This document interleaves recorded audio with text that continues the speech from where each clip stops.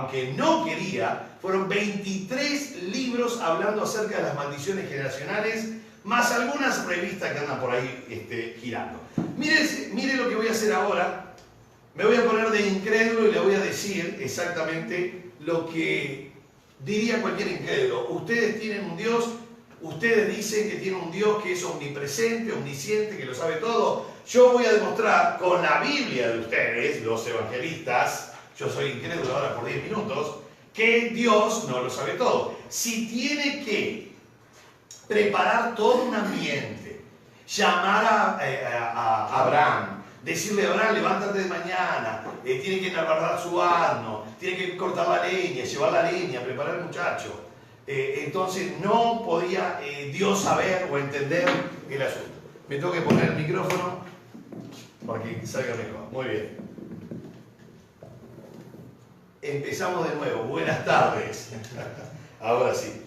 ¿Se escucha más o menos? ¿Se escucha bien? Bien, en todo caso voy a pedir Jesús que me suba un poquitito allá el potenciómetro que aparece en el inalámbrico, un poquitito, y yo cualquier cosa lo bajo de aquí. Vuelvo a repetir. Hola, hola. Ahí está.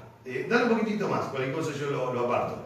Bien, vuelvo a repetir algo porque tal vez no salió bien el audio. Me voy a colocar 10 minutos de incrédulo y le voy a decir que el Dios que ustedes tienen, ustedes los evangelistas, no lo saben todo. ¿Por qué? Aquí dice, no extiendas tu mano sobre el muchacho, ni le hagas nada, porque ya, yo voy a marcar aquí, ya, está saliendo en pantalla, ya conozco. ¿Cómo ya conozco? Dios tiene que ver realmente el cuchillo en alto de Abraham. Y cuando lo va a matar le da el grito, le dice, momento, ya conozco. ¿Cómo ya conozco? Dios antes que naciera, Abraham ya lo sabía. Pero vamos a ver qué es y qué son estos versículos. Que aparentemente, si alguien lo lee, ¿verdad? Por eso me pongo de incrédulo, para esta representación del lector de incrédulo, diciendo Dios no lo sabe todo, porque si tiene que preparar todo un ambiente para todo el proceso, ¿verdad? De horas, desde la mañana hasta la tarde, y cuando recién levanta el cuchillo, Dios dice, ya conozco, quiere decir, aparentemente, que no lo sabe todo. Tiene que ver el cuchillo en alto para enterarse que Dios efectivamente va a sacrificar a su hijo Isaac. Por supuesto, Génesis 22:12 así lo dice, y así está en todas las versiones habidas y por haber. El segundo versículo que quiero demostrar es el de Deuteronomio 8:2. Dios no lo sabe todo. Fíjese lo que dice. Te acordarás de todo el camino por donde te ha traído Jehová tu Dios estos 40 años en el desierto para, pongan atención, yo voy a marcar aquí un poquito, el propósito nótese aquí el afligirte, mire el segundo propósito, para probarte. Y mire el tercer propósito, para saber lo que había en tu corazón. Escuchen, si habías de guardar o no sus mandamientos. ¿Cómo Dios puede hacer esto que está haciendo? Se ve bien, ¿verdad? La marcación se ve bien. Te acordarás de todo el camino por donde te ha traído Jehová tu Dios, estos 40 años del desierto, para afligirte, para probarte. Pero no solo para probarte. ¿Vio que Dios no lo sabe todo? Tiene que hacer un montón de cosas en el desierto y esperar un montón de años para saber realmente lo que había en tu corazón. Y uno dice, Dios no lo sabe. Y ustedes como cristianos, y yo como incrédulo, ahora usted me dice, no, Leite, Dios ya lo sabía, por supuesto, antes que naciese toda esta gente. Pero yo le digo, ¿y qué hacemos con el versículo? Porque el versículo está diciendo, Dios no lo sabe todo. Y usted me dice, no, pero habrá que estudiarlo. Bueno, exactamente así pasa con el tema de las maldiciones generacionales. No se puede ser dogmático. Sí, Leite, lo dice categóricamente, va a maldecir hasta la tercera y cuarta generación de los que me aborrecen, castigaré la maldad de los padres sobre los hijos hasta la tercera y cuarta generación. Muy bien. Si usted me toma literal ese versículo, sin mirar la figura literaria, el área del movimiento de la palabra, el contexto, la analogía, el estilo literario, quién lo dice, a quién se lo dice, si me lo toman literal y si los oyentes lo toman literal, muy bien, entonces yo tomo literal esto. Dios no lo conoce. Y usted me dice, Leites, ¿esto no será una figura literaria? Sí. Y yo le digo, y Deuteronomio 20, o mejor dicho, Éxodo 20, Deuteronomio 17, Éxodo 34, ¿no será una figura literaria? Y algunos dicen, no. Ah, bueno. Entonces estamos defendiendo lo que queremos defender. Todo es una figura literaria. Esto que estoy mostrando y lo que vamos a ver de las maldiciones generacionales. Para colmo, hay 5 versículos, ¿verdad? 6, hay uno ahí medio peliagudo, hablando de las maldiciones generacionales. La Biblia, la versión 60, tiene 66 versículos que aparece la palabra maldición. Lo tuve que estudiar uno por uno, a ver qué está diciendo, a ver si realmente la palabra maldición. Qué interesante que muchas veces no era la palabra maldición, era la palabra maldad. Y Dios iba a castigar la maldad, no iba a colocar maldición. Ahora, pongan atención, sigo demostrando, vuelvo a ser incrédulo nuevamente, y sigo demostrando que en Deuteronomio 13, verso 3, dice: no darás oído a las palabras de tal profeta, ni al tal soñador de sueños. Mire por qué. El contexto usted lo tiene que leer después en su casa, ¿no? Porque, aquí vamos a subrayar nuevamente, esta es la razón, el por qué, la conjunción consecutiva explicativa, porque Jehová vuestro Dios os está probando. Ahora, ¿para qué? ¿Para qué está probando? ¿Por qué permitió profetas falsos? Porque ese es el contexto de Deuteronomio 18 y 13. Permite profetas falsos, ¿para qué? Muy bien, dice el texto, y voy a subrayarlo acá, para saber si amáis a Jehová vuestro Dios con todo vuestro corazón y con toda vuestra alma. Entonces otra vez me pongo de incrédulo. Ustedes los evangelistas dicen que Dios lo sabe todo, y yo ahora les demuestro con la Biblia a ustedes que Dios no lo sabe todo, porque tuvo que dejar profetas falsos para saber si realmente, fíjese bien, si amáis a Jehová vuestro Dios con todo vuestro corazón y con toda vuestra alma. Usted dice, no, Leite, pero lo que pasa es que no estás interpretando bien. Yo estoy leyendo el versículo. Como me han leído en este último mes y medio, por internet, por todos lados, me dice, Leite, ¿vos no leíste Éxodo 34? Y ¿cómo no lo voy a leer? Hace 1 año y medio que estoy estudiando todos los versículos. ¿No leíste Éxodo 20, versículo 5? Que Dios va a castigar la maldad de los padres sobre los hijos hasta la tercera. ¿Cómo no lo voy a leer? ¿Vos lo leíste bien? Sí. Bueno, lee bien este también entonces. Son todos figuras literarias. ¿Cómo Dios va a maldecir al pueblo o a quien sea, si Dios a quien maldijo fue a la tierra, en el Génesis, y a Satanás? Pero el hombre no lo maldijo. En el momento que el hombre pecó, Dios ya empezó a proveer el medio de salvación. Como en Génesis 3:15 le está mostrando que la descendencia, ¿verdad?, de Adán y Eva, iba a golpear en una herida de muerte a Satanás. Y Satanás iba a hacer una pequeña herida en el talón, en el calcanear. Ya está la promesa de que alguien iba a vencer en el futuro. Y aparte está la promesa de redención, porque en Génesis no solo 3:15, sino 3:21, mató a un animal inocente, derramó sangre inocente, para decirles, esas vestiduras, muchachos, no les sirven para nada. Quisieron cubrir el pecado, pero quisieron tapar el pecado, la vergüenza, la desnudez y el pecado. Pero déjeme decirle que no les sirve absolutamente para nada. Solo mi propia vestidura podrán cubrir ese pecado. Ahora, seguimos un poquito más. Sigo demostrando que Dios no lo sabe todo.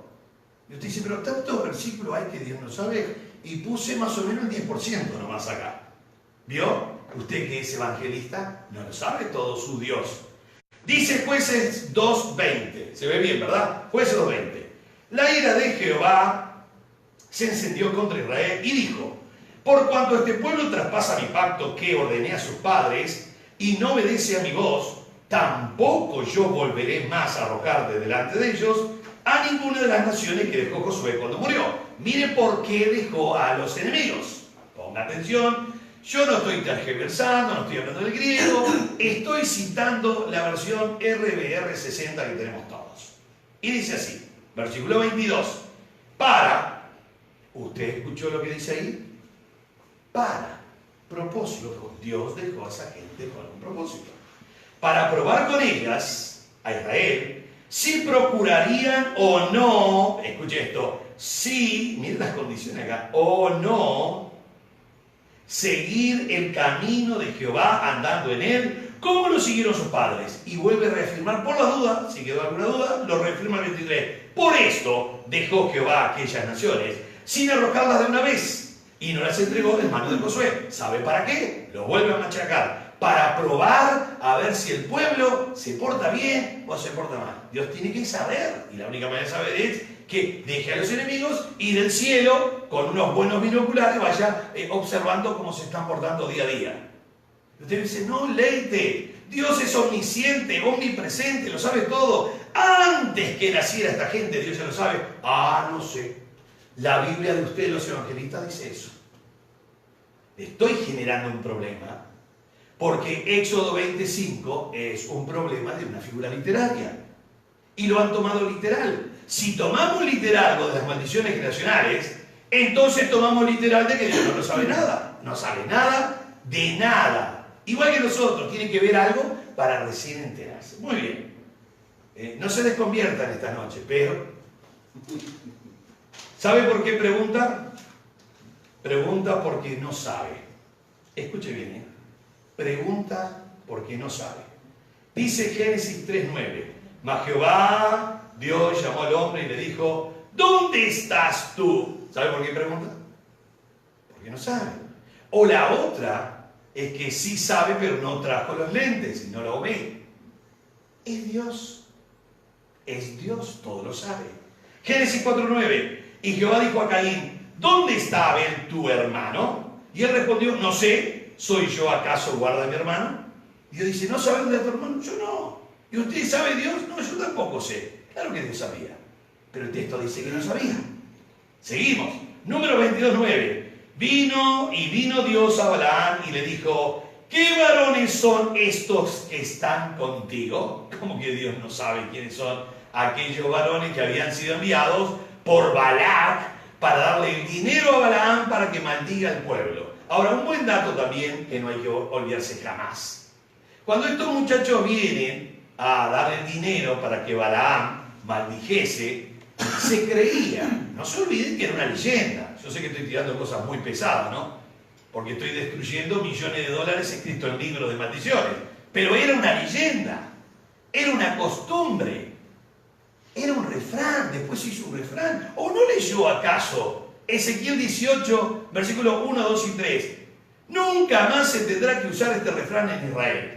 Los padres comieron las uvas agrias y los hijos de los creyentes tienen la dentera. Nunca más vive Jehová, dice el Señor, porque el alma que pecare, esa la que pecó, morirá. Ahora, escuche bien, nunca más se tendrá que usar este refrán. ¿No era mandamiento? No. ¿No era un estatuto o un precepto? No. ¿Era un versículo? No. Se había hecho un refrán. Por eso se creía que Dios te maldecía, que Dios te colocaba una maldición. Dios nunca colocó nada. Lo que nosotros hablamos de maldición, por eso hay que ver ahora, más adelante, el área de movimiento de las palabras. Lo que se creía que era maldición era la consecuencia de la fatal elección tomada. Consecuencia de la fatal elección tomada. Esto es algo que hay que tenerlo bien presente. En el libro yo lo hago pasear esta frase en todos los capítulos. En los 10 capítulos demuestro bíblicamente que no había maldición. En el Nuevo Testamento, olvídese. En el Antiguo Testamento donde está la polémica. Pero aún en el Antiguo Testamento no había maldiciones generacionales. Había consecuencias del pecado. Y ya lo vamos a ver. Muy bien. Entonces vinieron a Balaam y dice, mire Balaam, hay tanta plata. En esa primera noche, Dios le dice, con tono de desconocer las cosas, Balaam, ¿qué varones son estos que están contigo? Y dice, bueno, son unos muchachos. Balaam le explica a Dios, porque Dios no lo sabe. Son unos muchachos que han venido, han traído unos pesitos para que yo maldiga al pueblo. Lo primero que le dijo Dios, usted lo recordará perfectamente, no vayas con ellos y no maldigas al pueblo, porque es bendito. Dice, no te lo puedo creer. Sí, Dios nunca maldijo al hombre. Maldijo la tierra y a Satanás. Al hombre no lo maldijo. al hombre le empezó a proveer el medio de salvación. Y en 1 Reyes 19:9 dice, y así se metió en una cueva, hablando de Elías, donde pasó la noche, y vino a él palabra de Jehová, el cual le dijo, ¿qué haces aquí, Elías? Si pregunta, porque no sabe. Entonces Elías le dice, he sentido un celo, un vivo celo por Jehová, han matado a todos tus profetas, y solo me escapé yo, y bla, bla, bla, bla. Y Dios dice, menos mal, si no me decías, no me enteraba. Ahora, pongan atención. Dios al borde de pecar. ¿Se ve bien eso? Se ve bien por internet, ¿no? Quiero que se vea bien. Dios al borde de pecar. Se escapó justito. A veces se escapó porque se escapó nomás, porque se arrepintió a tiempo. Otras veces lo salvó de pecar Moisés, como lo vamos a ver ahora. Éxodo 32:10 dice, ahora pues, escuche, esto es la escena cuando está Aarón juntando todo el oro, hicieron un becerro de oro y estaban con orgías, como dice Éxodo, y como dice 1 Corintios 10 también, que se levantó el pueblo a jugar y a beber. Ese jugar no estaban jugando a las cartas, eran orgías sexuales. Entonces cuando Moisés se entera, quiere morirse. Y Dios está muy enojado y le dice y le pregunta y le pide permiso a Moisés. Fíjese qué raro ya todo, ¿no? ¿Cómo Dios tiene que pedirle permiso a Moisés? Moisés, ¿me dejás matarlo? Y acá quiero explicar algo rápidamente, porque yo hoy traje unas bombas adicionales, así que si alguien estuvo en el hotel el otro día, no se va a perder, no se va a arrepentir de nuevo todo, porque traje unas bombas adicionales. Pero le voy a decir algo muy interesante. Cuando nosotros estamos en este preámbulo, Dios no tiene que pedirle permiso a nadie. Es Dios, es soberano, es eterno, es el Rey de Reyes y es el mandamás. ¿No? ¿Cómo le puede decir Moisés, usted me deja matarlo? Dice, no sea amigo, Dios, no lo mate. Como usted diga. Si Dios quiere matar, mata, pero no lo quería hacer. Entonces, fíjense qué figura literaria aquí, ¿no? ¿Qué fue ese uruguayo? ¿Qué hubiese dicho Moisés? Dígalo fuerte. Voluntad. Nadie puede contra tu voluntad, así que si tú vas a matar, y mata. Eso sí, no te olvides, de mí hará la gente de escena. ¿Qué hace Moisés? Y acá vienen las dos tonterías de Moisés. Tonterías, pero brotó de un corazón sano. La primera tontería de Moisés fue decirle a Dios que no lo haga porque Moisés le está cuidando las espaldas, le está cuidando la dignidad de Dios, y lo está protegiendo de que quede pegado en la historia, que quede mal, escrachado en la historia. Entonces Moisés, la primera tontería es, no Dios, no lo hagas. ¿Qué van a decir los egipcios? Que lo sacaste de la tierra para raerlo de sobre la faz de la tierra. No lo hagas, vas a quedar mal. Van a subirlo al Facebook después y todo el mundo va a saber que sos malo y que mataste a todo el mundo y quedás re pegado. O sea que Dios, te estoy cuidando la dignidad y la espalda. La segunda tontería que hace, escuche bien, fue decirle a Dios, Dios, ¿usted tiene Alzheimer? ¿Cómo es que se olvidó de las promesas de Abraham, Isaac, Jacob? Acuérdate, Dios, acuérdate. Y Dios dice, tienes razón, Moisés. Tienes razón, Moisés. Qué locura, ¿no? Y usted dice, pero esto es verdad, leíste. No sé. Si está escrito, es verdad. Dice, no, leíste, pero no es verdad. Si esto no es verdad, entonces lo de Éxodo 25 tampoco. Ahora se lo voy a demostrar. Figura literaria. Fíjese que dice el verso 11. El 10 dice, ahora pues déjame que se encienda mi ira en ellos y yo los consume, y de ti yo haré una nación grande. Entonces Moisés oró en presencia de Jehová su Dios y dijo, oh Jehová, ¿por qué se encenderá tu furor contra tu pueblo, que tú sacaste de la tierra de Egipto con gran poder y mano fuerte? Mire el 12. ¿Por qué han de hablar los egipcios? Escuche esta frase, diciendo, para mal lo sacó, para matarlo de los montes y para raerlo de sobre la faz de la tierra? Y dice Moisés, vuélvete del ardor de tu ira y arrepiéntete de este mal contra tu pueblo. Moisés le dice a Dios, Dios, arrepentite ya porque vas a pecar. Y si peca Dios, se pone el evangelio. Entra en un default espiritual todos los ángeles y se mueren. Mire lo que dice el versículo 13.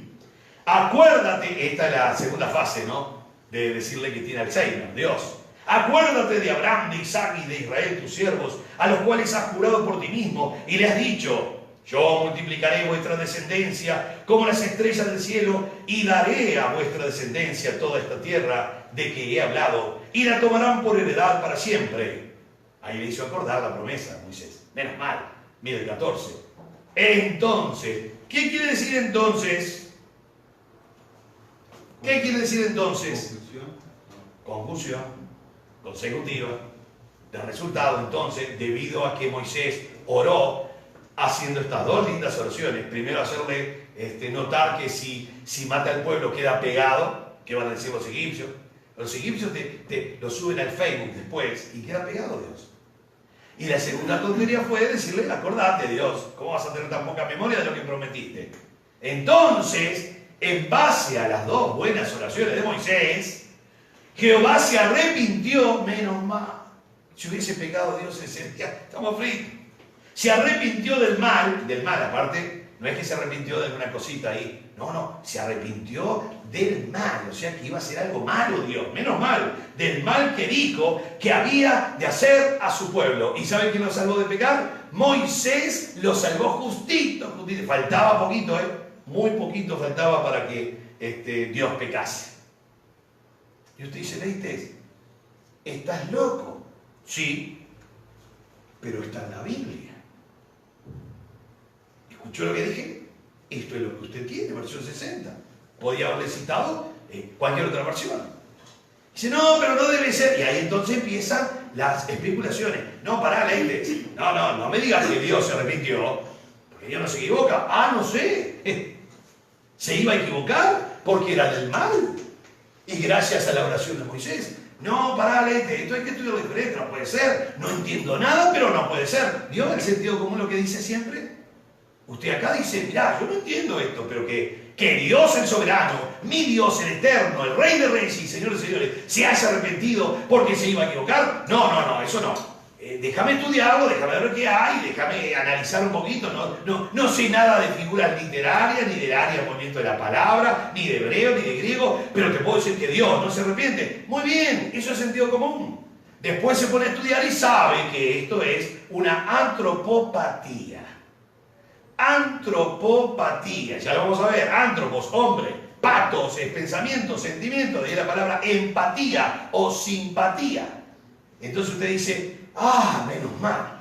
Entonces no se arrepintió, no. Ay, leite, me iba a morir del corazón. No se muera todavía. Entonces Éxodo 20 también es una figura. Sí, ya la vamos a ver. Se han hecho millones de dólares en libros de una falacia. Pero ese no es el problema. No es el problema los dólares. Es el problema cuánta gente esclavizada ha metido el tema de las maldiciones generacionales.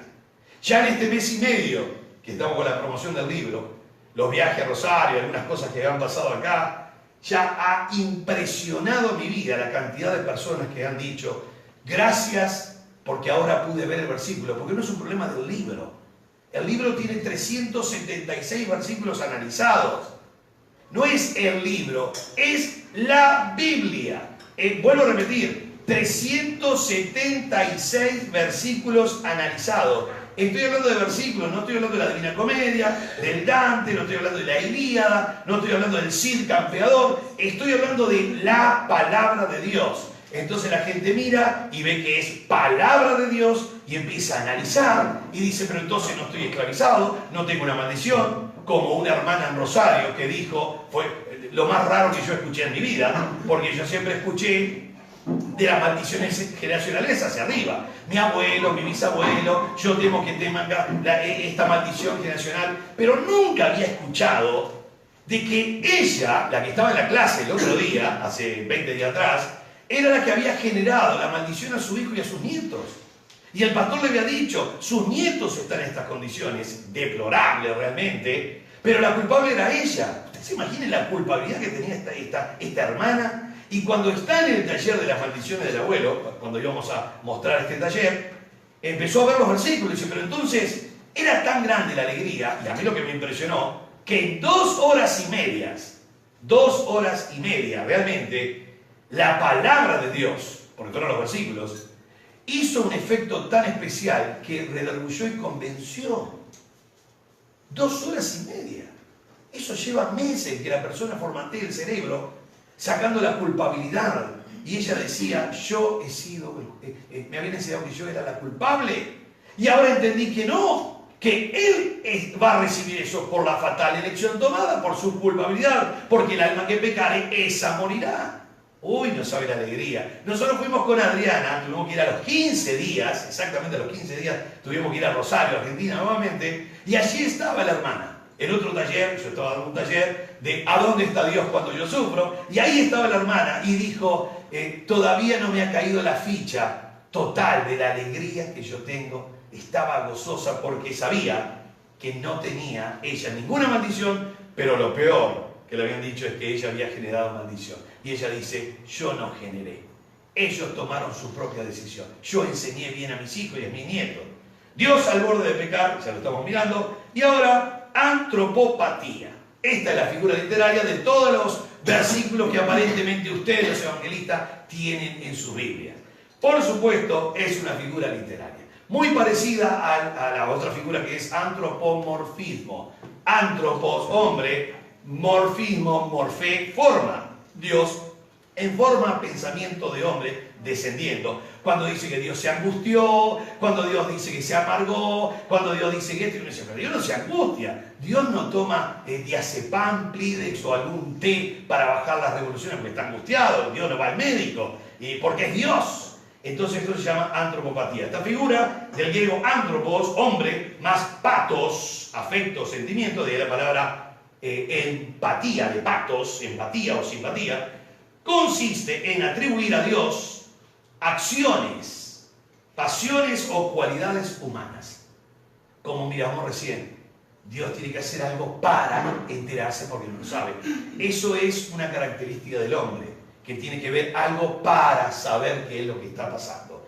Dice ahora, los hebreos llamaban a esta figura el Derek Benei Hadam, camino de los hijos del hombre. Los griegos tenían también otro nombre, además de antropopatía, que era sincatabasis, de sin, o sun, con conjuntamente, y catá abajo de ahí la palabra española como cataforesis, catacumba, catarsis, qué sé yo, y otras más que andan, que tiene catá. Entonces dice abajo, y vainei, que es el verbo en infinitivo ir.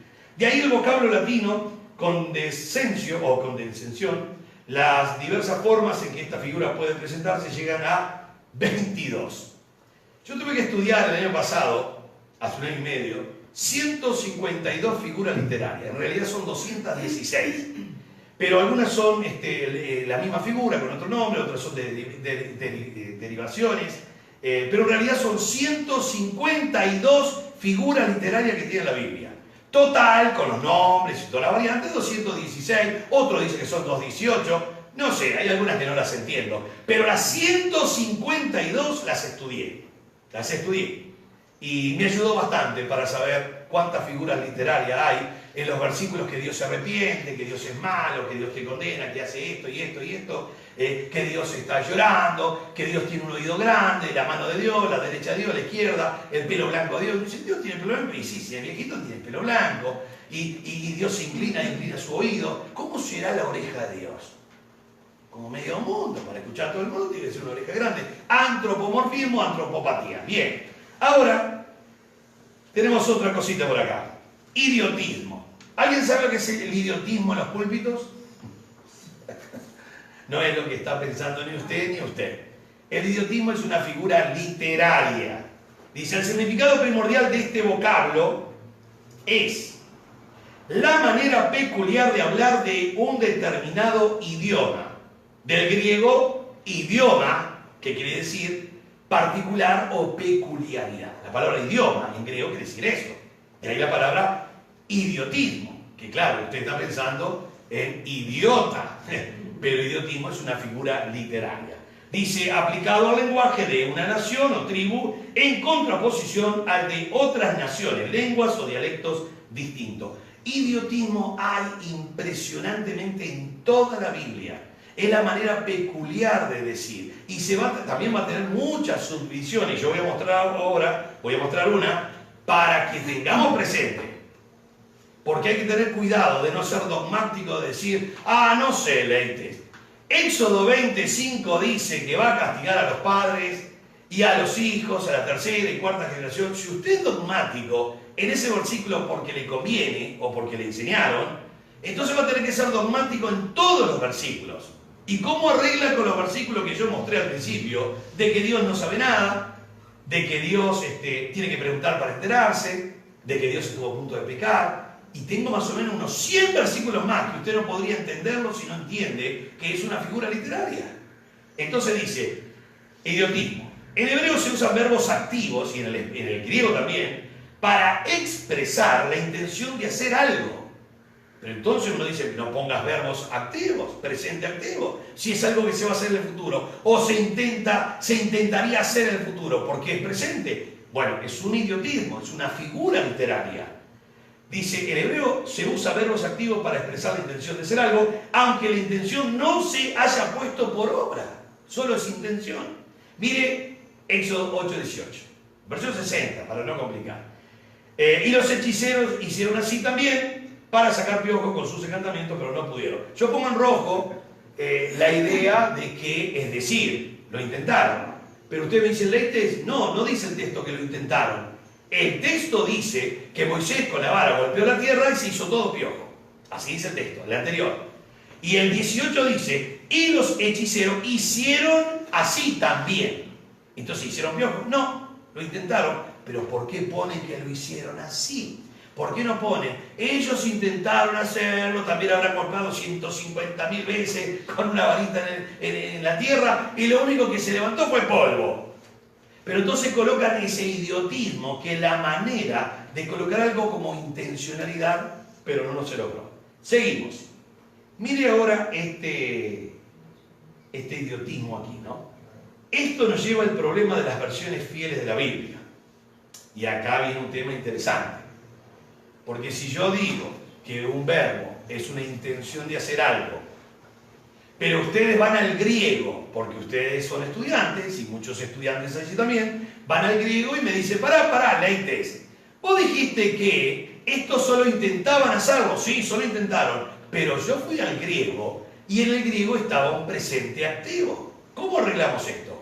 Estás mintiendo, y se va a amparar al griego, y es correcto, va a decir, en el griego original dice un presente activo, y vos me estás diciendo que intentó. Bueno, ahí es donde tenemos que estudiar el asunto. Mire bien, esto nos lleva al problema de las versiones fieles de la Biblia.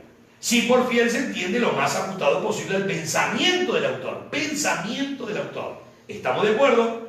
Pero si se entiende lo más ajustado a la pura letra de la escritura, no puede seguirse en muchos casos porque simplemente carecería de sentido. Y ahí viene un gravísimo problema, porque para el que estudia se va a encontrar con que yo voy a decir lo intentó hacer o quería hacerlo, y usted dice, Leites, yo entré en una versión que vos mismo viste en clase de griego, lo bajé en el celular, en la tablet, y veo que es un presente. Y es un presente, realmente es presente. Fíjese este ejemplo que tenemos ahora. Gálatas 5:4. De Cristo os desligasteis, los que por la ley os justificáis. Si dice os justificáis, voy a marcar esto, si dice os justificáis, está en presente activo. En realidad es un presente indicativo pasivo, pero es un presente. Ahora, el griego es presente. Usted tiene que saber esto. Yo no sé si se va a ver ahora en pantalla. Voy a ver si puedo mostrar aquí. Yo estoy en Gálatas. Este es un programita que usted lo descarga gratis, ¿verdad? Yo estoy en Gálatas 5:4. Este es el versículo 4. Este sería el verbo, no lo voy a subrayar todavía. Dikaiosune. Dikaiosune. Tiene un 2, P. No sé lo que es, pero está buenísimo, suena lindo. Lo voy a agrandar ahora para que ustedes lo vean. Yo lo voy a agrandar. Voy a golpear acá. Usted tiene este programa gratis, ¿eh? Usted toca acá, así, y se abre la descripción. Yo lo voy a agrandar para que usted lo vea. Vamos a escribir en pantalla. Y ahora lo voy a agrandar. Miren lo que pasa. Debería pasar, ahí está. Dice que es, acá está, dikaiosté, acá está el verbo, ¿lo ven? Es un verbo, acá está la sigla que yo le mostré, y me dice que es segunda persona del plural del presente. ¿Vio el presente? Indicativo pasivo. Ahora, usted me dice, ¿leíste? Pero esto es grave entonces. Seguro que en el original dice así, en todos los manuscritos dice así. Pero entonces, ¿leíste? ¿Me está diciendo que esta gente se estaba justificando por la ley? Y si yo me pongo dogmático, como el tema de las maldiciones, digo, no sé. Pablo escribió, y no se equivocó, y está en el original, usted lo acaba de ver ahora, que está diciendo, por eso la versión 60 puso como el griego. De Cristo desligaste lo que por la ley os justificáis. De la gracia habéis caído. Yo hago una pregunta ahora muy irónica, ¿no? ¿Qué problema hay de desligarse de Cristo y caer de la gracia si de todos modos yo estoy justificado o ellos estaban justificados? ¿Qué problema hay? Ningún problema caer de Cristo o desligarse de Cristo, caer de la gracia, si de todos modos se estaban justificando. Este es un idiotismo que tiene todas las figuras literarias tienen reglas como poder saber que algo no están dando bien. Porque si ellos se estaban justificando, usted dice, no, debe estar mal el verbo acá, vamos al griego, van al griego y es presente, indicativo, pasivo. Ahora sí está en un problema gravísimo, gravísimo. Ese debe ser Pablo que llama. Sí, Pablo, tranquilo. Hola, Pablo, ya lo voy a explicar, no es un problema de la versión 60 nomás. Muy bien. La mejor manera es que se caiga el celular y se abra la pila así para el costado. Bueno, muy bien. Vuelvo a repetir, los celulares todos apagados. Gálatas 5:4 dice, la versión 60 y el original griego, presente, indicativo, pasivo. Ya lo mostré. Pero tenemos un problema grave. ¿Para qué vino Cristo a realmente justificarnos? Si la ley justificaba, seguimos matando un cordero. ¿Cómo se descifra esta figura literaria? Esto es bien sencillo, pero lleva estudio. Por eso se han cometido tantos errores con las maldiciones generacionales, porque no han estudiado. Yo tuve que estudiar, no estudié en realidad, leí 23 libros que hablan de maldiciones generacionales. Algunos me causaban gracia, otros me daban bronca, otros me daban ganas de meter la mano así en la página y agarrar el autor del cuello. Y otros estoy esperando que vengan a Uruguay para hablar con ellos en el aeropuerto, aunque sea, para decirle que por favor no enseñen más que la iniquidad se traspasa por el ADN, porque eso es una falacia increíblemente mentirosa, terriblemente mentirosa. Entonces estoy esperando literalmente eso. Ahora, tenemos un problema. Gálatas dice eso y el original dice eso. Pero yo les muestro, les voy a mostrar acá, una versión aquí, ¿verdad? Dice en la, no sé si se va a ver bien, pero Gálatas 5:4, aquí está el verbo, dikaiosté, no sé si se logra ver, están siendo declarados rectos o justos. ¿Por qué traduce así la de Nestlé Alan? Porque el verbo es un presente. ¿Cómo se descifra escuche bien, cómo se descifra realmente esta figura? Lo primero, ¿hay algún versículo, así es, y grábelo muy bien esto, por favor? ¿Hay algún versículo en la Biblia, miren lo que estoy hablando, analogía total de la Biblia, que diga que la ley podía justificar? No hay. De hecho, los que hay, que son docenas y docenas, justamente es indicando que la ley no te justificaba. De hecho, te hacía más pecador en el sentido de que te mostraba el pecado que vos ya tenías. La ley no te generaba tampoco pecado, simplemente te mostraba cuán pecador eras. Por eso dice que cuando abundó el pecado, sobreabundó la gracia. Porque la ley lo que hacía era te prendía fuego porque era una ley. Y como dice Pablo a los Gálatas, pero en el capítulo 3, que la ley ha sido solo nuestro ayo para conducirnos a Cristo.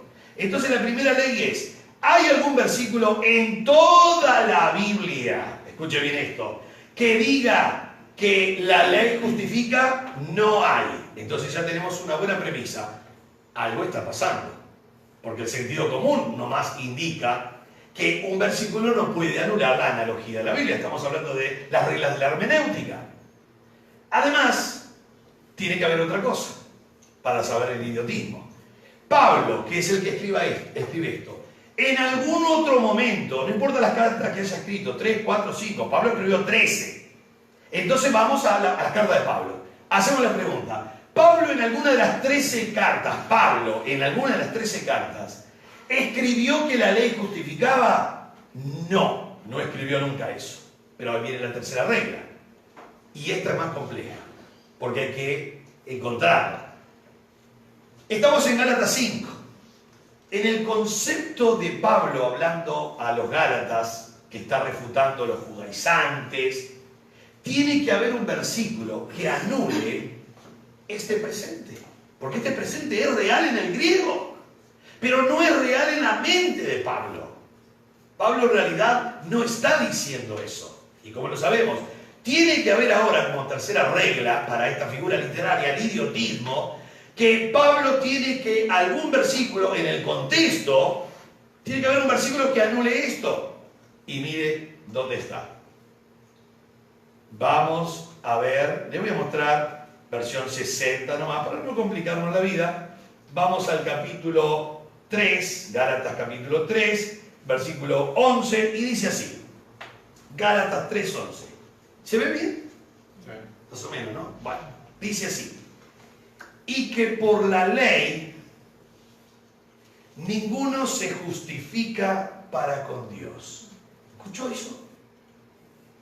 Y que por la ley ninguno se justifica para con Dios. Estoy en la versión 60. Es evidente.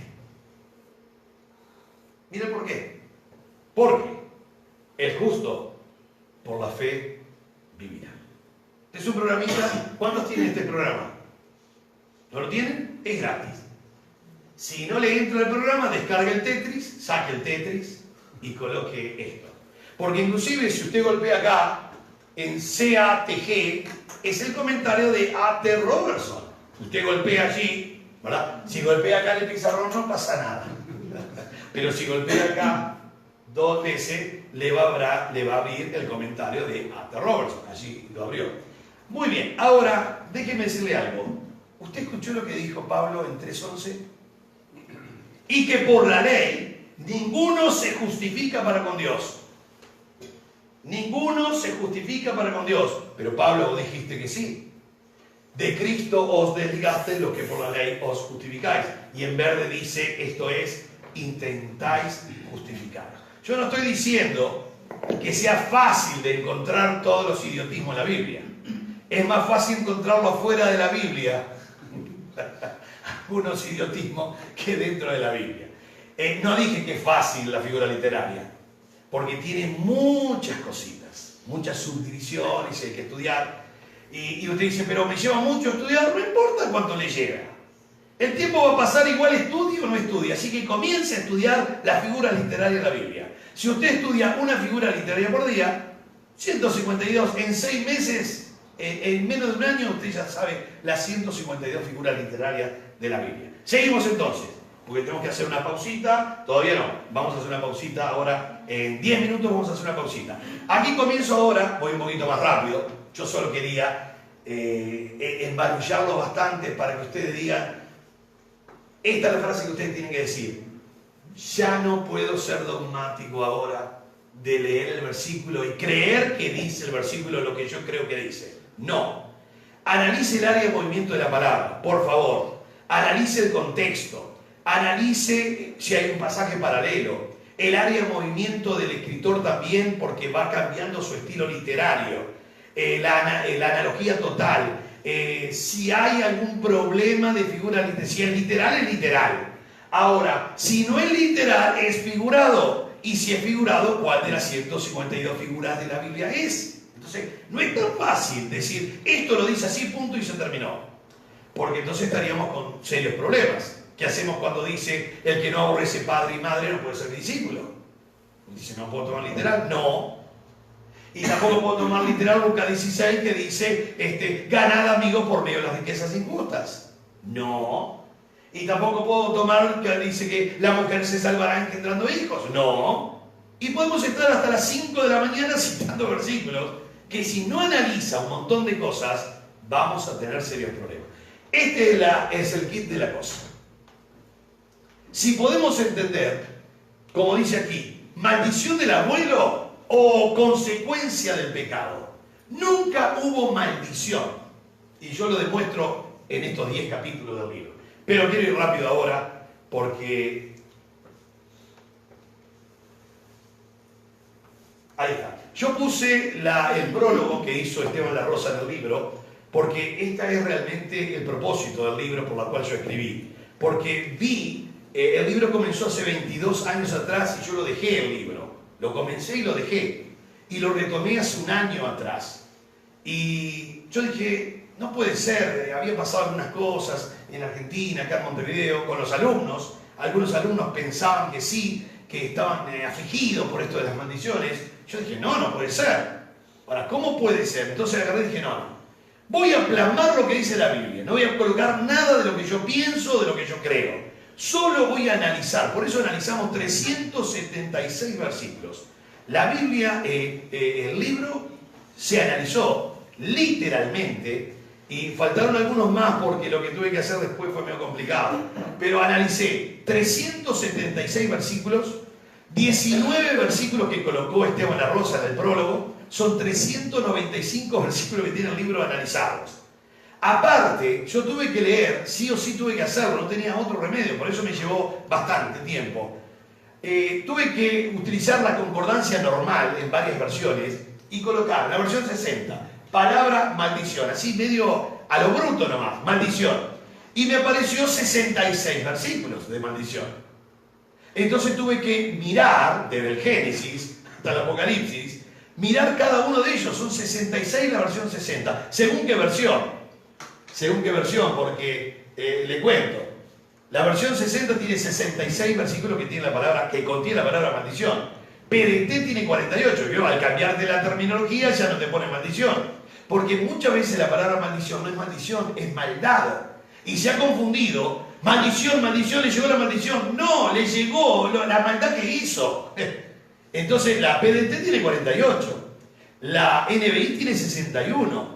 TLA, la traducción lenguaje actual, tiene 29. Biblia de las Américas tiene 61. Biblia lenguaje sencillo tiene 29. La 1909 tiene 62. La 1865, versión de Prat, tiene 56. Y en la Septuaginta y en el griego hay 16. 16. Y dicen, pero la 60 tiene 66. Sí. Pero yo tuve que estudiar en la 60 para tratar de ver si algún versículo decía acerca de la maldición. Entonces yo tuve que analizar todo esto. Mire, la maldición del abuelo. El pastor Héctor Leite, esto lo pone Esteban La Rosa en el prólogo, analiza el texto bíblico como material de cabecera, destacando la maleza que ha crecido delante de él y por ende oscurecido la visión de quien ha quedado atrapado en una densa jungla de confusión espiritual, haciéndole perder el rumbo de una fe firme y victoriosa. Esteban La Rosa. Y como me conoce de hace 12 años que estamos en jungla semántica, utilizó jungla y algunas cosas de la maleza, porque realmente yo dije, no puede ser, la gente no está leyendo, no está estudiando, le están colocando esto de las maldiciones y los están realmente presionando. Fíjese ahora, estudio la palabra. Voy a mostrar rápidamente los 10 capítulos. Este es el primer capítulo. El primer capítulo es justamente estudio de la palabra maldición. Se analiza 7 palabras, que son los 7 verbos, 5 del Antiguo Testamento y 2 del Nuevo Testamento. Del Nuevo Testamento hay una palabra, que es anatema, que hay que estudiarla muy bien y te lleva para reventarte por todos lados, porque realmente anatema es dedicado a, puede ser la maldición, pero puede ser a Dios también. Entonces hay que estudiar muy bien, a ver si está dedicado a una o a otra. Bien. Hay una elipsis, y rápidamente lo voy a mostrar. El vocablo elipsis procede del griego eleipsis, omisión interior, y de en, que es una preposición en, y leipen es dejar, es un verbo en infinitivo. Esta figura se llama así porque existe en la frase un hueco a causa de la omisión de una o más palabras, palabras que normalmente se requieren gramaticalmente, pero que no son necesarias para el sentido de la frase. Esto elipsis, una figura literaria muy conocida, que vamos a ver también. Elipsis se divide en tres, solo para información. Absolutas, cuando la palabra o palabras omitidas deben ser suplidas a la vista del texto mismo. Relativas, cuando la palabra o palabras omitidas deben suplirse con base en el contexto. Y así se divide la elipsis, de repetición, cuando la palabra o palabras omitidas han de suplirse repitiéndolas con base en la cláusula anterior o posterior. Bien, estudio la palabra maldición, falsa elipsis. Mire qué interesante esto. Malditos sois con maldición, porque vosotros, la nación toda, me habéis robado. ¿Ustedes conocen Malaquías 3:10? Sí que conocen Malaquías 3:10. Es muy probable que no sepa cuál es el tema de Malaquías. Pero Malaquías 3:10, me habéis robado los diezmos, traed los diezmos, la alfolí, todo el mundo lo conoce. Bien. ¿Saben cuántas personas en 41 años de creyente que yo tengo me han dicho, yo tengo que diezmar porque yo no quiero caer en una maldición? Porque fíjese, maldito soy, dice Malaquías 3:9, maldito soy con maldición, porque vosotros, la nación toda, me habéis robado. Déjeme decirle, y usted lo puede estudiar, en donde se le antoje, versión que quiera, libro que quiera, A.T. Robertson, Vine, Pop, J.F. Pop, Bullinger, La Cueva, estudie donde usted quiera, donde usted quiera, busque, googlee donde usted quiera. El original no dice eso. Mire lo que pasa. Falsa elipsis. Escuche cómo está el original. Me habéis maldecido con maldición. No es Dios dando la maldición porque no diezmaron. ¿Sabe cuántos realmente perjudicaron en la historia diciendo, si vos no diezmás, sos maldito? Y todo te va a ir mal a partir de que no estás diezmando ahora. Entonces nadie quiere que le vaya mal en la vida. ¿Y qué va a hacer? Va a traer su diezmo. ¿Sabe cuánto mal se ha hecho? El original dice exactamente así. Me habéis maldecido con maldición. Es Dios el que dice esto. Sacaron un activo sacaron un pasivo por un activo. Dice, me habéis maldecido con maldición porque vosotros, la nación toda, me estáis robando. Yo lo voy a mostrar ahora aquí. Malaquías 3:9. Malditos sois con maldición, así dicen casi todas las versiones, casi todas, versiones antiguas, versión de Prat, la textual y muchas más están corregidos. Malditos sois con maldición porque vosotros, la nación toda, me habéis robado. El texto primitivo decía, me habéis maldecido con maldición, pero copiaron ne en vez de me y volvieron por activa, malditos, lo que era voz pasiva, maldecida. Es un error de traducción. Que no fue ahora, fue con el tiempo de los masoretas. Hay todo un estudio de esto y yo se lo coloqué para que ustedes tengan presente. Se los coloqué para que lo tengan presente. Dice así. Un cuidadoso examen de estos pasajes muestra que el propósito de tales enmiendas se hizo por un equivocado sentimiento de reverencia, eliminando del texto ciertos antropomorfismos que se suponían ofensivos a Dios. Recuerden algo, hay cierto antropomorfismo y eufemismo que lo vamos a ver en la Biblia porque no podían colocar al lado del nombre de Dios la palabra maldición. Por eso van a encontrar, escuche bien esto, en versiones muy antiguas, en Job 2:9, que dice así, aún retienes tu integridad, eso lo dice la esposa, ¿no? Aún retienes tu integridad, bendice a Dios y muérete. Usted dice, ¿la mujer dijo eso? No. Pero no pueden poner Sherem, maldición, al lado de Dios. No solo al lado de Dios, sino maldice a Dios. Olvídese. Eso era imposible de hacerlo. Cuando ellos cambiaban la pluma y se bañaban para poner el nombre de Dios. No pueden poner la palabra maldición. Pero arriba no solo es al lado de Dios, sino es maldecir a Dios. Y acá pasa lo mismo. Entonces, fíjese lo que dice.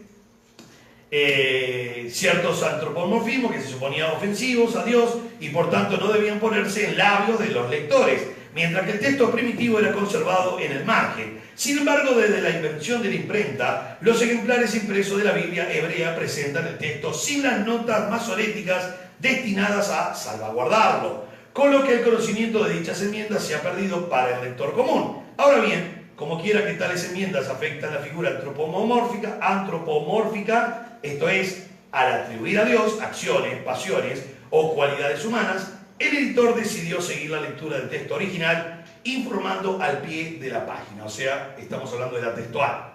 La textual pone tal cual como está en el original, o sea, va a poner me habéis maldecido con maldición. Y abajo pone la aclaración por qué mantiene el texto original y explica esto que está explicando. Entonces, cuando hablamos de el estudio de la palabra, me llevó bastantes meses estudiar todas las palabras. El carácter de la maldición, vamos a tal vez hacer una pausita por acá. Vamos a ver el punto 2, el carácter de la maldición, porque es de algo nomás. En el Antiguo Testamento, la maldición recién llega a tener efecto después que ha sido cometido un pecado. Así que, olvídese. Si la maldición, entre comillas, llega a tener efecto después de un pecado, no es maldición, es consecuencia del pecado. Y ahora se lo voy a mostrar. Por eso póngalo.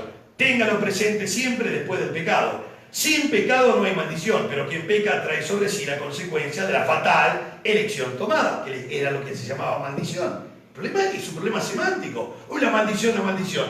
La maldición es la consecuencia del pecado, Señor.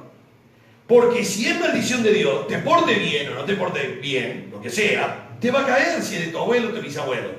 Y ahí es donde está el problema.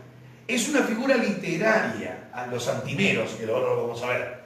Dice, en el Antiguo Testamento la maldición ha sido trasladada del plano mágico al plano religioso moral. 3. La maldición siempre sigue el pecado. Siempre notamos que por el pecado uno se hace pasible de la maldición. Mire la palabra, que es la consecuencia de la fatal elección tomada.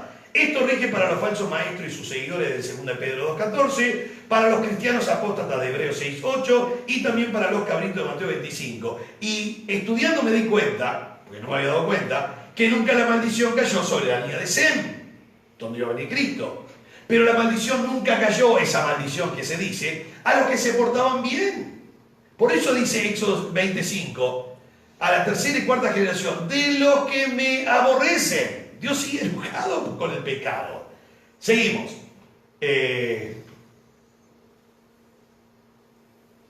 Analizando las maldiciones generacionales, estos puntos son los capítulos, por supuesto. Éxodo 25 y 6. Algunos interpretan en estos pasajes que Dios les colocará algunas maldiciones a los nietos y bisnietos por causa de los antepasados. Mirando el contexto notamos, y ojo ahora, que si bien castigará a los que aborrecen a Dios, también el versículo 6 dice que por 1000 generaciones se estaría bendiciendo. Ahora, no hay que ser muy iluminado, hermanos, para darnos cuenta que te va a castigar 4 generaciones al que se porta mal, pero 1000 generaciones al que se porta bien. ¿Qué es más? 1000 o 4. Sentido común. ¿Qué quiere decir sentido común? Que esto es una figura literaria. Es manso para la ira y grande ¿en qué? En misericordia. Lo que está diciendo en esta figura literaria que se llama Antimeros es, está muy enojado con el pecado, porque va a seguir castigando lo que los hijos y los hijos de los nietos sigan haciendo. No es que va a castigar si no hicieron nada, ya lo vamos a ver. Entonces dice ahora, mirando el contexto, notamos que si bien castigará a los que aborrecen a Dios, también el versículo 6 dice que por 1000 generaciones se estaría bendiciendo, y esto no tiene cabida en un buen análisis del contexto inmediato, el contexto remoto y la analogía de las Escrituras. Mire, el sentido común indica que si usted tiene un abuelo que fue muy malo, su papá muy malo y su bisabuelo muy malo, usted dice, ¡pah! La quedé, algo me va a caer. Y de repente lee el versículo que sigue, porque si usted me dice, lo lee en el Apocalipsis, pero el versículo que sigue dice que va a bendecir por 1000 generaciones, así que no se haga problema si el abuelo acá o acá el bisabuelo se portó mal, porque 1000 generaciones para arriba Dios sigue bendiciendo hacia abajo. Así que estamos dentro, donde uno se haya portado bien, zafamos. Fíjese que no tiene sentido lo que estamos diciendo. Es como comencé la presentación. No tiene sentido que yo diga, Dios no sabe nada. No, leíste, ¿cómo vas a decir esa aberración? Bueno, esto es lo mismo. ¿Cómo podemos decir que te castiga en 4 generaciones y te bendice por 1000? Estas 1000 anularía estas 4 automáticamente. Ahora, igual te lo tengo que demostrar, no por sentido común, sino por la Biblia. Y acá está. Analizando las maldiciones generacionales, estos versículos comprenden 2 figuras literarias. La antimería, o antimedia en realidad, y antropopatía. ¿Escuchó bien estas 2 figuras? Antimedia y antropopatía. Ya vimos lo que es antropopatía. Es antropo y patos, de 7. El vocablo antimería, o antimedia, se deriva del griego anti, que ustedes todos saben que es en contra de o en lugar de. Y ahí la palabra anticristo, que muchos piensan que es solo en contra. No, no, es en lugar de Cristo, ¿verdad? Yo digo antibiótico. Bueno, anti, contra o en lugar de. Y meros, que es parte. Y significa que se usa una parte de la oración, es decir, del lenguaje, por otra. Por ejemplo, un sustantivo por un verbo o un verbo por un sustantivo. Y lo que pasa aquí, en esta figura literaria que nosotros vemos, es que se utiliza un sustantivo por un adjetivo. Y yo le pongo el ejemplo acá para que lo vean más de cerca. Porque estos son de los 5 versículos que hay de que se apoya para las maldiciones generacionales. Éxodo 34, 7 dice que visita la iniquidad de los padres, es decir, porque dice los padres, hasta la 3ª y 4ª generación, mire. Es decir, la iniquidad que los hijos hacen o imitan de sus padres, siendo del mismo carácter, será castigada de la misma manera. ¿Cómo puede usted pensar que si alguien se portó bien, Dios lo va a castigar o le va a llegar algo, ¿verdad?, de lo que hizo su abuelo? Cuando en Gálatas 3:13 dice que él llevó la maldición de la ley en la cruz, porque la ley era maldito el que no podía cumplir la ley. Se era maldito el que no podía cumplir la ley. Y resulta que Cristo vino a pagar y se hizo maldición por nosotros, porque nosotros no podíamos pagar la ley. En 2 Reyes 24:3 dice textualmente, por los pecados de Manasés, y de acuerdo con todo lo que él hizo, significa pues los pecados semejantes a los de Manasés. Es una figura literaria. Y ustedes lo van a ver ahora. Lo que le estaba mostrando de la 3ª, 4ª, 1000, no corre, hermanos. Porque no corre maldiciones generacionales, pero tampoco corre, pongan atención, bendiciones generacionales. No corre. Y dice, ¿cómo que no? Si acá dice 1000, esto es una figura literaria. Esto dice el verso 5. Y esto dice el verso 6. 5 y 6. 4 generaciones el 5. 1000 generaciones el 6. Las 2 son figuras literarias. No vaya a pensar que también corre, que por 1000 generaciones vas a ser bendecido. Señor, vas a ser bendecido conforme a su relación con Dios. Ahora ponga atención. Se lo demuestro bien sencillo. Dice acá, si fuese así entonces, ¿qué decimos de Ezequías? Que fue muy bueno, ahí está en Reyes, pero tuvo un hijo llamado Manasés que fue muy malo. Y a su vez Manasés tuvo un hijo llamado Amón, que también fue muy malo, pero Amón tiene un hijo llamado Josías que fue muy bueno. Y uno dice, bueno, por eso yo pongo acá, ya basta, vamos a ponernos de acuerdo. ¿Qué hacemos entonces? ¿Corre esto? Ninguna de las 2. Pero entonces Dios me va a bendecir por 1000 generaciones. Señor, la bendición es personal e intransferible. Ponga atención ahora cómo viene la mano. El sacrificio de Cristo no alcanzó. Quiero mencionar que si no precisamos otra ofrenda, es porque Cristo satisfizo toda demanda que la ley exigía, y la ley exigía la muerte, dado que todos estábamos bajo maldición, pero Él llevó nuestra maldición en el madero. Cristo nos redimió de la maldición de la ley, hecho por nosotros maldición, porque escrito está, maldito todo aquel que es colgado en un madero. Y Gálatas 3:13 no se olvide nunca. ¿Por qué el abuelo y no yo?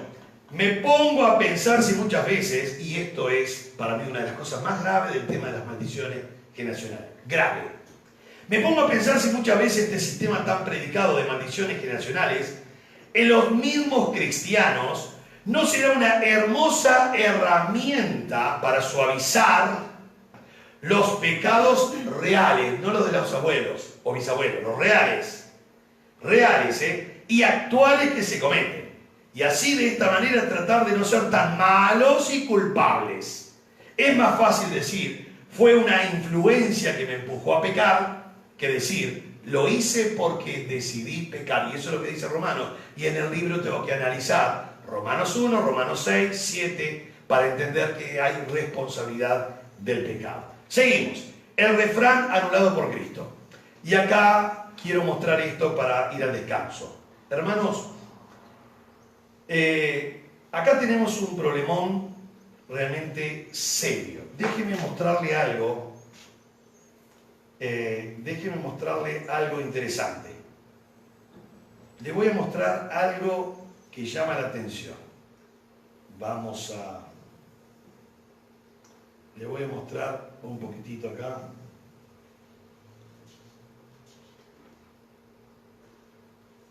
Le voy a mostrar algo que es una figura literaria también, perífrasis. No es paráfrasis, perífrasis. Tiene varias reglas la perífrasis y una de ellas dice que cuando hay verbos que indican acción literal, porque está la acción del pensamiento, pero la acción, la que se lleva a cabo, si hay mucho, es porque lo que está haciendo es mostrándote literalmente la responsabilidad que tenés vos en el asunto.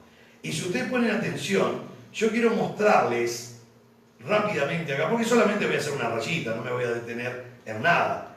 Voy a hacer una rayita para que ustedes puedan observar, y no lo voy a hacer en todo el capítulo, porque con pocos versículos que lo hagan ustedes ya se dan cuenta. Ustedes sí en casa, allí, y los que están mirando por internet, sí van a agarrar los 32 versículos, ¿verdad? Y van a marcar, que es muy fácil, todos los verbos de acción que hay, todos. Absolutamente todo. Déjenme cargar un poquito, así hacemos una buena anotación. Y hasta por acá nomás. Hasta por acá nomás. Bueno, miren lo que le voy a hacer ahora, rápido, sí, una rayita. Pero quiero que pongan atención en esto. ¿Se ve bien ahí? ¿Se ve bien? Sí, sí. Muy bien. Déjenme ver si estamos en la versión 60. No, estamos en BLS. Vamos a utilizar esta misma, no hay problema. Dice, Dios también me dijo, los israelitas repiten a todas horas este refrán que dice, los padres la hacen y los hijos la pagan. Esta es una versión muy popular. Pero yo me pregunto por qué lo repiten. Vamos a hacer lo siguiente, miren. Vamos a hacer lo siguiente porque la mayoría de los que están mirando, usted tiene muchas versiones, pero la mayoría de los que están mirando trabajan con 60. Ahora sí puse 60. Puse 60 y le voy a explicar por qué. Porque a mí me gusta tenerla a mí por el tema de los códigos en la comunicación y que no haya ruido en la comunicación, porque usted tiene 60, otros tienen... Entonces voy a poner, si yo trabajo con Biblia, lenguaje sencillo, va a estar complicado. Entonces voy a poner 60 para mostrarles exactamente pocos versículos nomás para que ustedes se den cuenta de lo que está pasando. No existe jamás, ni en el Antiguo Testamento, la idea de que vas a recibir una consecuencia de algo fatal lo que sea, por culpa de tu papá o de tu abuelo. No existe. Los versículos que hay, que son 5, y yo quiero decirles que analizamos en el libro 376, refutando estos 5, pero por honestidad, le voy a decir, tuve que estudiar y poner en el libro que dice estos 5.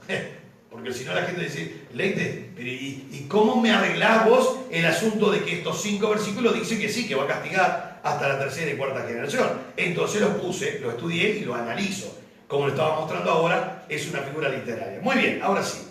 Vamos a dejar acá y rápidamente voy a pasar ahora sí, estoy en versión 60 y dice así. Vino mi palabra de Jehová diciendo, ¿qué pensáis vosotros los que usáis este refrán sobre la tierra de Israel? Que dice, los padres comieron las uvas agrias y los dientes de los hijos tienen la dentera. Este refrán, recuerden bien lo que dice el verso 3, vivo yo, dice el Señor, que nunca más, voy a empezar a subrayar acá, nunca más. ¿Qué es nunca más? Creo que es un absoluto, ¿no? Y esto no es poesía, porque si me decís Job, Salmo, Proverbio, Eclesiastés y Cantares son libros sapiensales, poesía. Es el hombre mostrando lo que piensa o lo que cree acerca de Dios, es poesía. Pero acá es una profecía que se cumplió. Es una profecía que Jeremías 31 lo mencionó. Es una profecía que se cumple con Cristo. Y en Hebreos capítulo 8 se remacha diciendo, este es el pacto que haré. Este es el pacto que haré. Y se cumplió en Cristo. O sea que esto no es una falacia. Esto es una palabra que se escribió 720 años antes de Cristo y se cumplió al pie de la letra. No es que se va a cumplir, ya se cumplió. Nunca más se tiene que usar este refrán. Era un refrán, querido amigo, un refrán. Pero nunca más tendréis por qué usar este refrán en Israel. Mire ahora, he aquí que todas las almas son mías, como el alma del Padre, así el alma del Hijo. El alma que pecare, ¿qué dice la Biblia? Esa morirá, esa, la que pecó. El hombre que fuere, y acá rápidamente voy a marcar, fuere justo e hiciere según el derecho y la justicia, que no comiere sobre los montes, ni alzare sus ojos a los ídolos, de la casa de Israel, ni violare a la mujer, ni se llegare a la mujer menstruosa, ni oprimiere. Fíjense todos los verbos que estoy mostrando que son de acción del hombre. No dice que no lo hace porque lo recibió la bendición de no sé quién. No.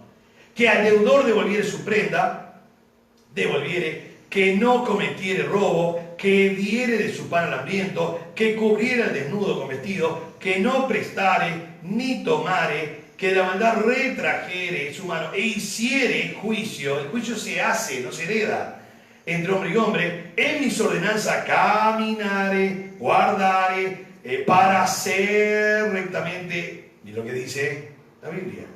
Este es justo, este vivirá. Y uno dice, sí, ¿vivir hasta cuándo? Porque si tuvo un papá, un abuelo, un bisabuelo, un tatarabuelo que fue malo, el tipo va a recibir, no va a recibir nada. Este se portó bien, punto. Pero mire ahora, este muchacho que es bueno, tiene un hijo que no anda bien. Escuche, por eso tiene el verso, el 10 tiene el más, el pero. Pero si engendrare hijo ladrón, derramador de sangre, o que haga alguna de estas cosas, que no haga las otras, nada de heredar, sino que comiere sobre los montes, violare a la mujer, al pobre y menesteroso oprimiere, cometiere robos, no devolviere la prenda, alzare sus ojos a los ídolos, e hiciere abominación. Mire todas las cosas que hace, no dice que recibe, las hace. Prestare a interés y tomare usura. Pregunta a Dios, buena pregunta, ¿vivirá este? ¿Qué pregunta, hermanos? ¿Sabe lo que dice Dios? No vivirá. Y usted dice, pero, ¿y no tendrá alguno por allí que se portó bien y justo él entre en las 1000 generaciones? No corre tampoco, esto es figura literaria. Esto indica, lento en la ira y grande en misericordia. Te castiga hasta 4, te bendice hasta 1000, pero no es literal. Seguimos. Anda mal dice, no vivirá. ¿Sabe por qué? Lo dice Dios. Todas estas abominaciones que dice su Biblia y la mía, estos 60, usted la tiene, hizo. De cierto morirá, su sangre, usted ve la metonimia acá, su sangre será sobre él. Y uno dice, che, pero ¿y no le llegará una bendición por ahí? Este muchacho que anda mal, tiene un hijo. Mire qué lindo. Pero si este engendrare hijo, el cual viere, ojo aquí porque hay algo importante, muchos confunden, hermanos, maldición con medio ambiente. No hay que confundir eso. Y otros confunden maldición con enfermedades que se te van pasando de tu papá o de tu abuelo. Eso no es maldición. Si fuese maldición que yo tengo asma, porque mi abuelo tenía asma y es una maldición, se cortaría con un broncodilatador. Mire qué lindo. ¿Se leí te cortaste la maldición? Sí. ¿Con qué? Con un broncodilatador. Ah, ¿no me prestás que yo tengo una maldición en casa? No, no te sirve para esa maldición. Es para la mía. No es maldición, no confunda. Ahora, engendrar hijo, el cual viene, él lo ve. El pibito se cría en la casa viendo un medio ambiente espantoso. Viene todos los pecados que su padre hizo. Ahora, no dice que su padre lo heredó, lo recibió, no, lo hizo. Y viéndolos, no hiciere según ellos. Porque es responsable cada uno. Y él dice, no, yo no quiero ser como mi papá. Mi papá fue ladrón, fue borracho, yo no quiero ser borracho como mi papá. Y está el elemento voluntad, está el elemento resiliencia, hay un montón de cositas. 15. No comiere sobre los montes, ni alzare sus ojos a los ídolos. De la casa de Israel, la mujer de su prójimo no violare, ni oprimiere a nadie, la prenda no retuviere, ni cometiere robos, al hambriento diere su pan, cubriere con vestido al desnudo, apartare su mano, miren todos los verbos, ¿no? Interés y usura no recibiere, guardare mis decretos y anduviere en mis ordenanzas. ¿Sabe qué dice la Biblia? Muy sencillo, no morirá por la maldad de su padre. Ahora, yo hago una pregunta, ¿no? Y no es ironía, simplemente digo, ¿dónde estaba la Biblia cuando nos enseñaban esta falacia? No dónde está usted y yo. ¿Dónde estaba la Biblia cuando nos enseñaban esta falacia? Porque esto destruye. Dice, no morirá por la maldad de su padre. ¿Por qué? Mire lo que dice el texto. De cierto vivirá. Y lo explica el 18 por la duda. Su padre, por cuanto hizo, tampoco el padre lo recibió del abuelo o del tatarabuelo, hizo agravio, despojó violentamente al hermano, hizo en medio de su pueblo lo que no es bueno. He aquí que él morirá por su maldad. ¿Qué tiene que ver el hijo, el nieto?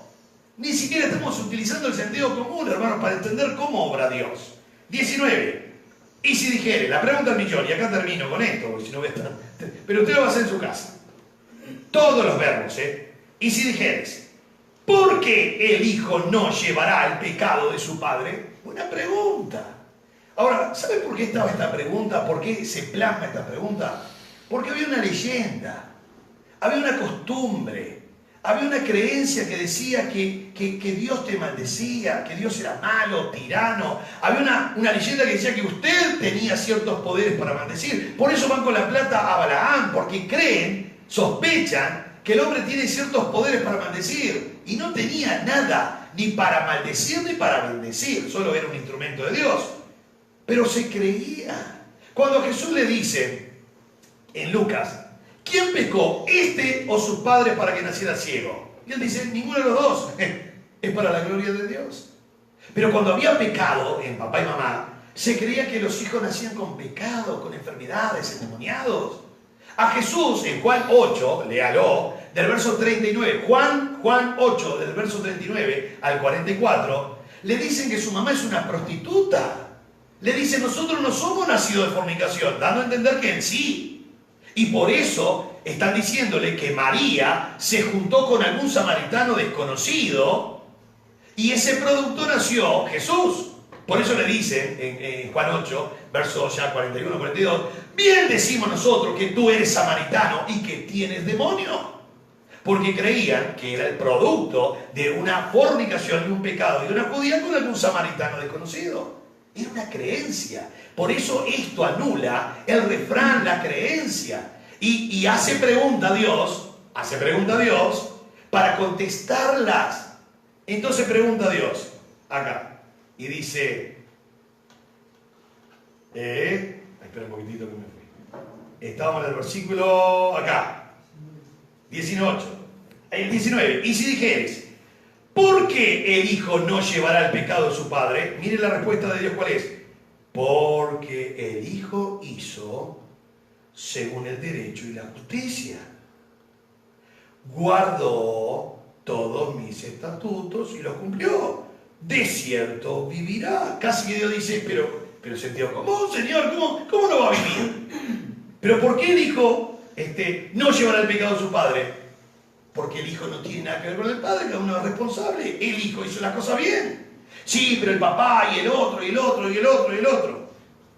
Se portaron muy mal. Muy mal se portaron. Y dice, ¿qué importa? Dice, este se portó bien, anda bien. Así que él vive. Reafirma, y yo termino acá. El alma que pecare, esa morirá.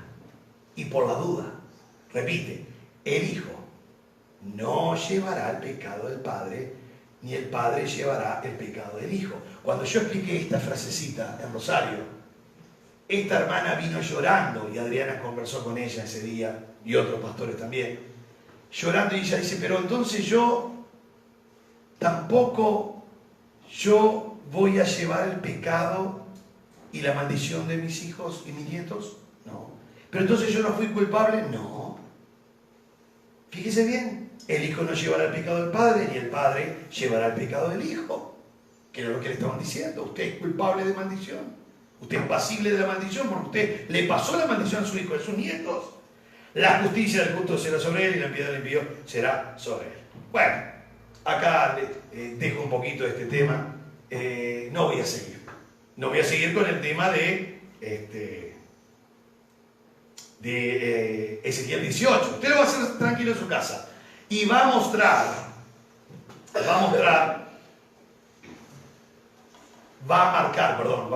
sí, se lo va a mostrar a otro también.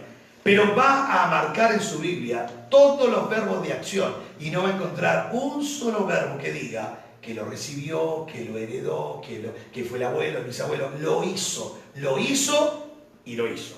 Muy bien, sigo porque ya estoy terminando. El regalo de Dios. Acá el regalo de Dios, hermanos, para mí lo más importante. El libro, déjeme decirlo que el libro no habla de las maldiciones tanto, El libro habla más de la obra de Cristo.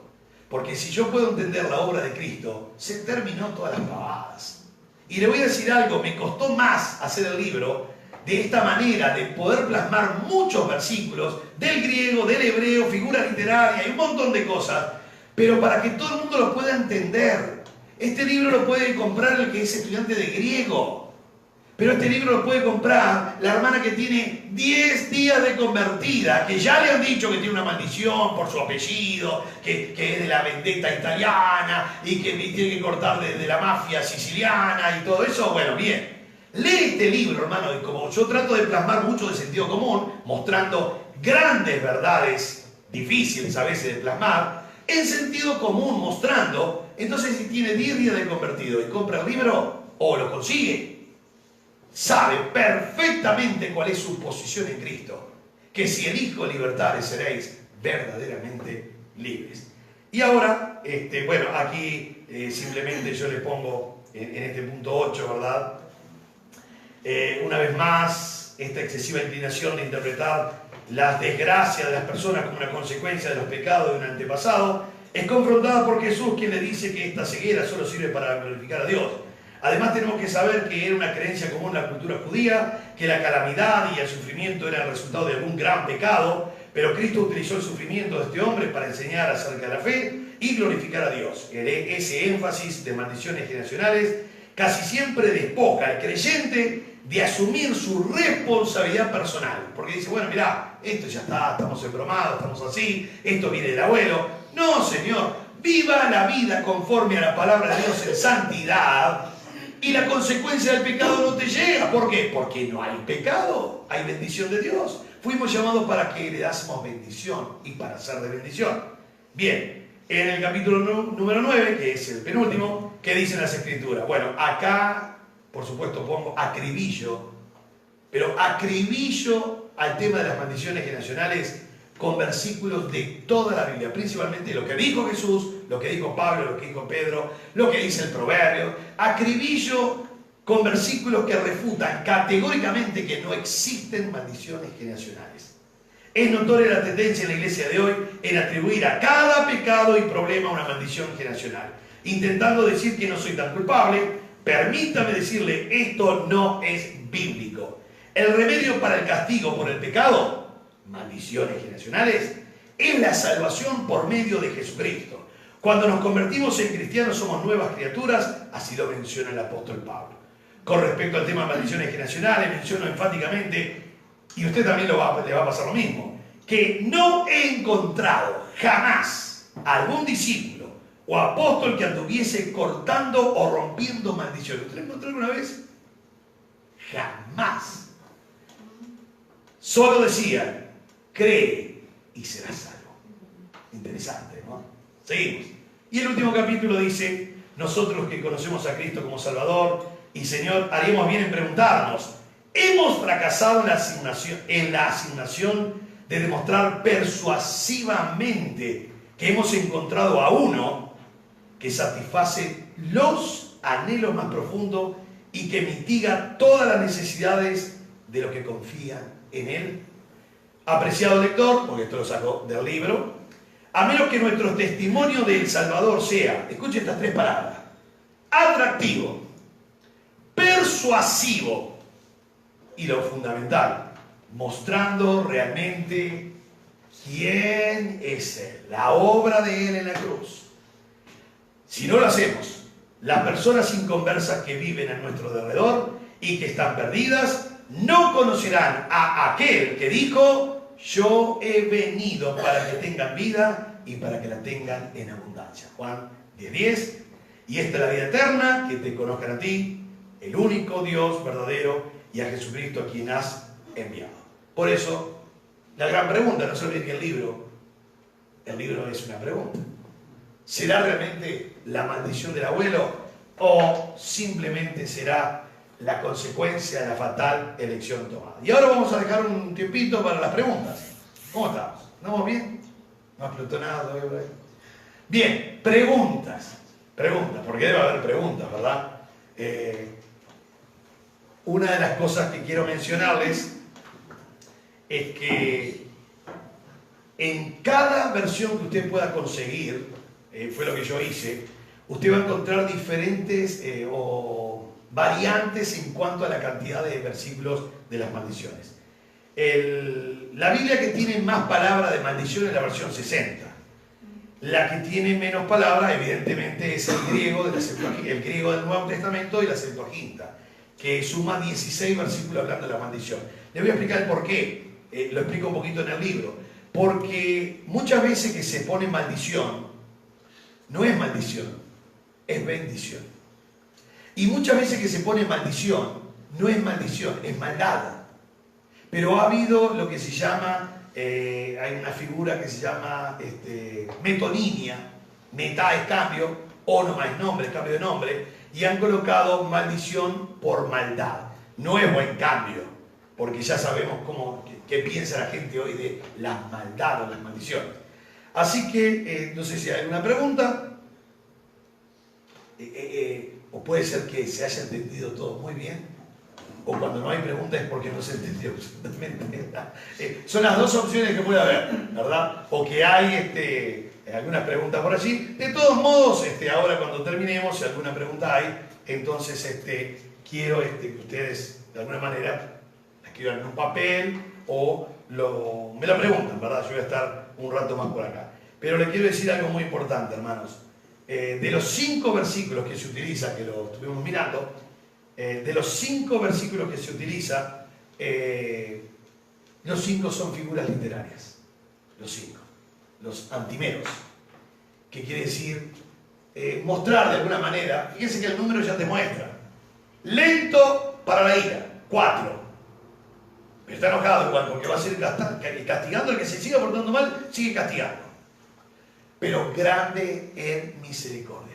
Ni hay maldiciones generacionales, ni hay bendiciones generacionales. Yo no puedo decir, mi abuelo era pastor, mi bisabuelo fue pastor, un tío fue copastor, papá no era pastor pero diácono, mi mamá era una diaconisa, una tía era una dorca asesina que tejía y hacía almohadones, y mi hermano son todos diáconos.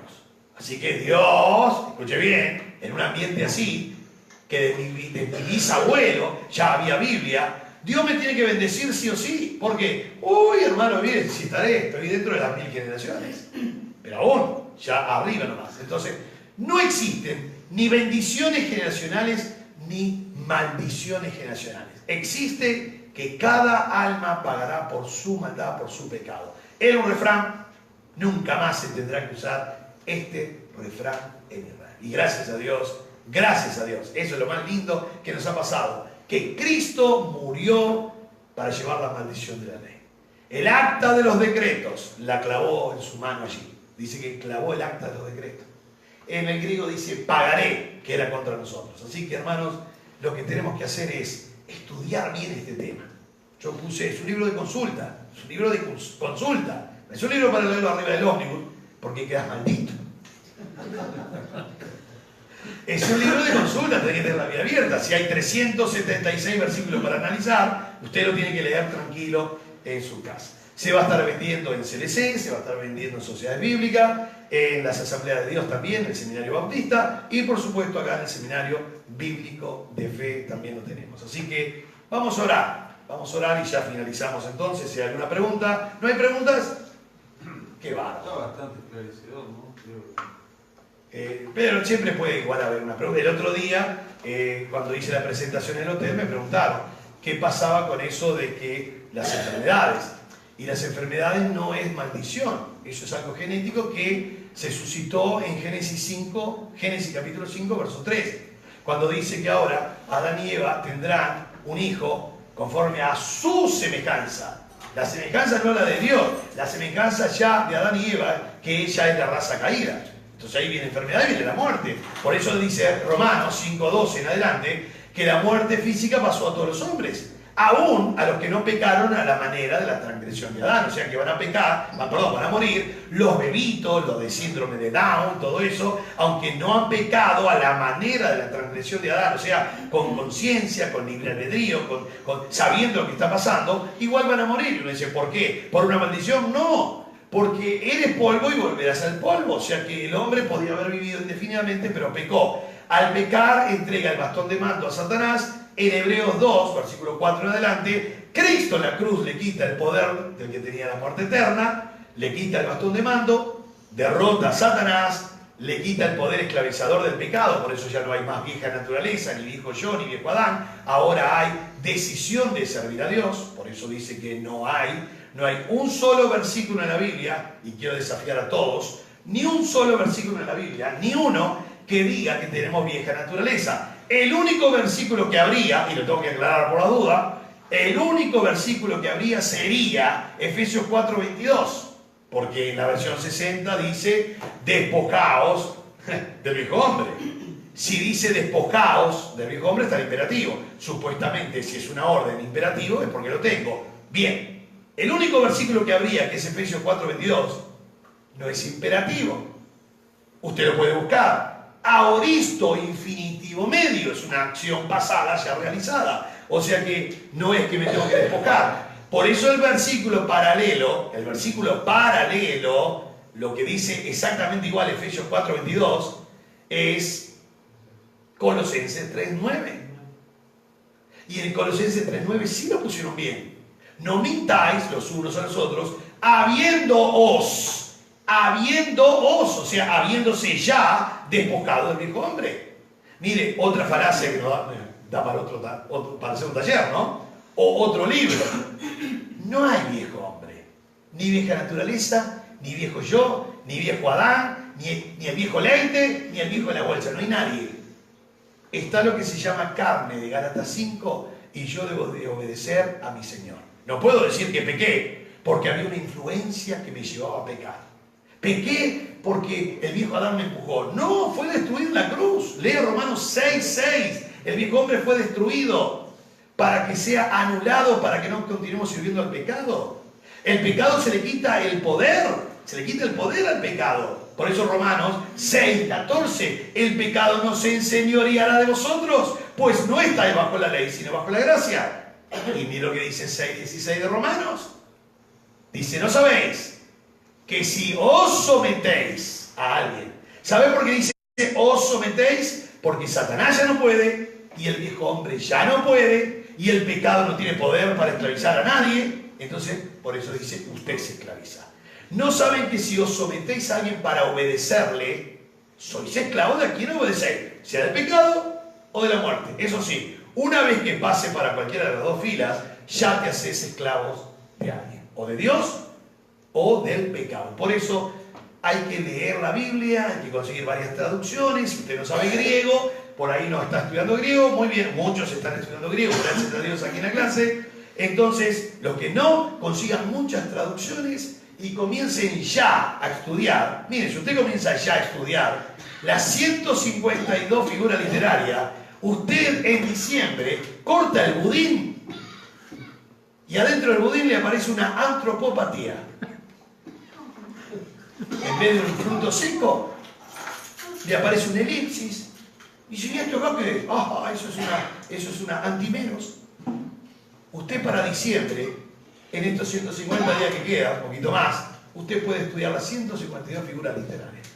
El tiempo va a pasar igual, estudie o no estudie. Vamos a orar. Sí, Tengo una pregunta. Cuando estaba Jesús con Pilato y dice, soy inocente de la sangre de este hombre, y la gente responde, que su sangre caiga sobre nosotros y sobre nuestros hijos, ¿son maldición? No, es consecuencia. Eso es consecuencia. Y en el libro de los Hechos se vuelve a citar eso. Porque no se olviden que aquellos que estaban pisoteando la sangre de Cristo, se vuelve a mencionar la misma figura en Hebreos, a aquellos romanos que estaban diciéndole, si eres realmente el Hijo de Dios, ¿por qué no te desclavas y salís? Después en Hebreos aparece la figura diciendo, aquellos que pisotean la sangre de Cristo.